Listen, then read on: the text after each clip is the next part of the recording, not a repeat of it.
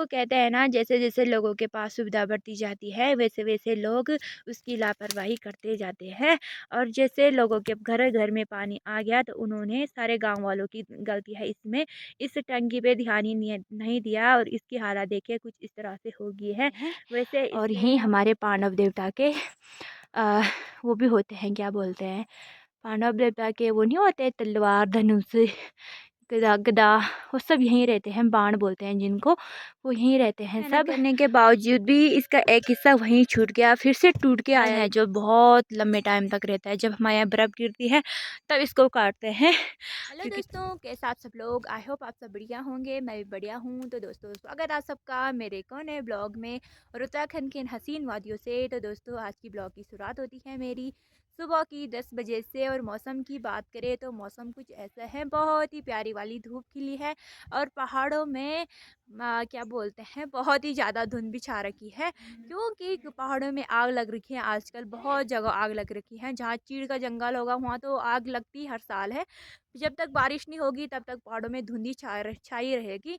बाकी दोस्तों आजकल ठंड का मौसम भी है, बहुत ही ज़्यादा ठंड हो रही है पहाड़ों में और सुबह शाम तो बहुत ही ज़्यादा हो रही है। जैसी धूप आ रही है वैसे ही थोड़ा बहुत अच्छा लग रहा है, वैसे हाँ नहीं तो हाथ पाँव चेहरा मतलब सारे ऐसे फट गए हैं, मतलब ठंड की वजह से इतनी ठंडी हवा चलती है कि क्या ही बोले। सुबह और शाम को तो चूल्हे पे बैठने का मन कर रहा है, ऐसा लग रहा है जब तक धूप नहीं आई तब तक हम चूल्हे पे ही रहते हैं, सुबह भी और शाम भी। और 10 बजे 9-10 बजे तक हमारे यहाँ धूप आ जाती है तो तब हम बाहर आ जाते हैं, अपने अपने काम करने के लिए चले जाते हैं सब लोग।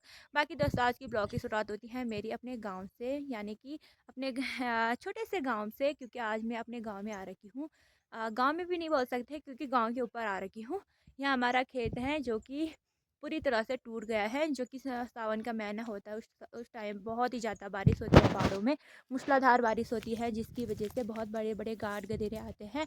और दोस्तों उसी की वजह से यहाँ देखिए हमारी खेत के क्या हाल हो रखे हैं, पूरा खेत टूट गया और यहाँ पे लोगों के घर भी थे, गौशाला, तो उनका खतरा बन चुका था। पूरे बांझ के पेड़ थे 2-3, तो वो भी टूट गए थे, उनके गौशाला के ऊपर पड़ गए थे। तो दोस्तों इसलिए हमने उसको काट लिया था और फिर अभी सूख गए हैं वो, तो अभी ले जा रहे हैं घर। तो कुछ इस तरह से है। बाकी दोस्तों ये देखिए हमारे खेत की क्या हालत हो रखी है। बाकी यहाँ पे हैं लोगों की गौशाला, और ये गौशाला इसके ऊपर तो बहुत सारे बांझ के पेड़ पड़ रखे थे हमारे, 2-3 जो भी टूटे यहीं पे काट रखे थे, तो उनको हमने सीधा हटा लिया था, काट लिया था और अभी सूख के ले जा रहे हैं घर। ये है मम्मी जो कि ऐसे ले जा रहे हैं, मतलब बहुत ही बेकार हैं हो रखे हैं ये, बांगे तिबांगे ऐसे टेढ़े मेढ़े हो रखे हैं। तो फिर भी क्या करें, ले जाना तो पड़ेगा ही घर। बांझ क्योंकि बड़ी मुश्किल से मिलते हैं, बांझ की लगने के लिए हमें बहुत दूर जाना पड़ता है, नहीं तो ये यहीं पे टूट गए हैं तो अच्छी बात है। तो बाकी दोस्त सब सीधा ले जाते हैं इनको घर। बाकी दोस्तों मैं आपके पास एक चीज़ बताना तो भूल ही गई, ये है टंकी जो कि बहुत साल पुरानी है। जब भी हमारे गांव में पहली पाइपलाइन आई थी तो इसी यही बनी थी, तो इसी का पानी यूज़ करते थे सारे गांव वाले, यहीं पे आते थे पानी पीने के लिए, क्योंकि ये हमारे गांव की सबसे पुरानी टंकी है। मतलब जब भी पाइपलाइन आई थी ना इसी पे आई थी पूरे गांव के लिए। अभी इसकी हालत क्या हो गई है, क्योंकि जैसे जैसे लोगों के पास सुविधा बढ़ती जाती है वैसे वैसे लोग उसका क्या कर लेते हैं, वो कहते हैं ना, जैसे जैसे लोगों के पास सुविधा बढ़ती जाती है वैसे वैसे लोग उसकी लापरवाही करते जाते हैं। और जैसे लोगों के घर घर में पानी आ गया तो उन्होंने सारे गांव वालों की गलती है इसमें, इस टंकी पे ध्यान ही नहीं दिया और इसकी हालत देखिए कुछ इस तरह से हो गई है। वैसे इस पे ना बहुत ही अच्छा पानी रहता था पहले, और अब सबके घर घर में पानी चला गया तो इस पर किसी ने ध्यान ही नहीं दिया और इसको ऐसे ही छोड़ दिया है। बाकी दोस्तों ये हमारे गांव की सबसे पुरानी टंकी है। पाइपलाइन का पानी वाल इसी में आया था बस सबसे पहले। इस ऐसे घरों में रहते थे पहले लोग, अब वहाँ लोगों ने गाय भैंस को रखा है। ये वो साइड वाला घर हमारा भी है, पुराना घर, जहाँ मेरी चाची के क्या कहते हैं, मेरे हाँ मेरी चाची के गाय भैंस रहते हैं वहाँ अब। पहले हम सब वहीं रहते थे, मेरे बुड्ढा जी का बनाया हुआ घर है वो। बाकी दोस्तों ये है हमारे नागरजा देवता का मंदिर, जो कि यहाँ पे छोटा सा पंचायत भवन भी है, जहाँ के हमारे पंचायत बर्तन जो होते हैं वो रखे होते हैं। और यहीं हमारे पांडव देवता के वो भी होते हैं, क्या बोलते हैं, पांडव देवता के वो नहीं होते तलवार धनुष गदा गदा, वो सब यहीं रहते हैं, बाण बोलते हैं जिनको, वो यहीं रहते हैं सब। और यहाँ पे देखिए यहाँ पे सारे गांव के जो बच्चे होते, बच्चे बड़े सब यहीं पे आए आए रहते हैं बैठने के लिए। वहाँ साइड साइड में इन्होंने आग भी जलाई रहती है हमेशा। और यहाँ पे भी देख सकते हैं आप लोग राख।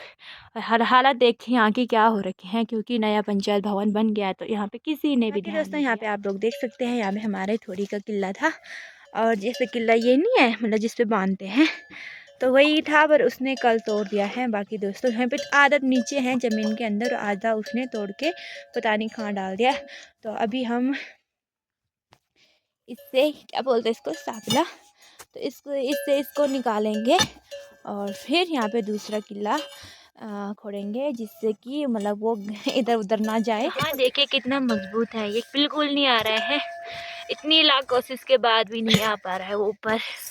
अगर वो ऊपर नहीं आएगा तो हम अपनी थोड़ी को कहाँ बांधेंगे। बाकी यहाँ पे देखिए इस भैंसी को, इसको कोई फ़र्क ही नहीं पड़ रहा कि वो अंदर है कि बाहर है।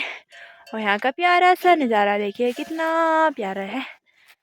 बाकी दोस्तों इतनी मेहनत करने के बावजूद भी इसका एक हिस्सा वहीं छूट गया, फिर से टूट के आया ये ऊपर। और ये देखिए कितना सड़ गया था, ख़राब हो गया था। और इतनी ज़्यादा मेहनत करने के बाद भी कुछ नहीं हो पाया। फिर दोस्तों मम्मी दूसरी जगह पर कर रही है उसका बंदोबस्त दोस्तों, इसलिए मम्मी ने दूसरी जगह पे किला खोदना स्टार्ट कर लिया है। फिर उसको बाद में देखेंगे शाम के टाइम। और अभी ये किसका है, बांझ का। वैसे बांझ के किले नहीं होते बल, तो मेरी मम्मी खोद रही है तो होते ही होंगे। और इसके देखिए इसकी हालत अंदर अंदर क्या होगी है। बाहर आने का मन कर रहा तेरा वो काली, इसका हमारा प्यार से काली रख रखा है इसका नाम।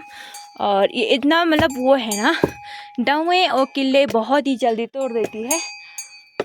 ये इन्होंने इतना सारा बांध खाया इस साल कि यहाँ देख सकते हैं आप लोग, इतने कीड़े हैं कि क्या ही बोले, बहुत ही ज़्यादा। अगर किसी को चाहिए ठंड में तो ज़रूर बताना हमें, हम आपको पार्सल कर लेंगे। कीड़े भी बहुत ज़्यादा है हमारे यहाँ।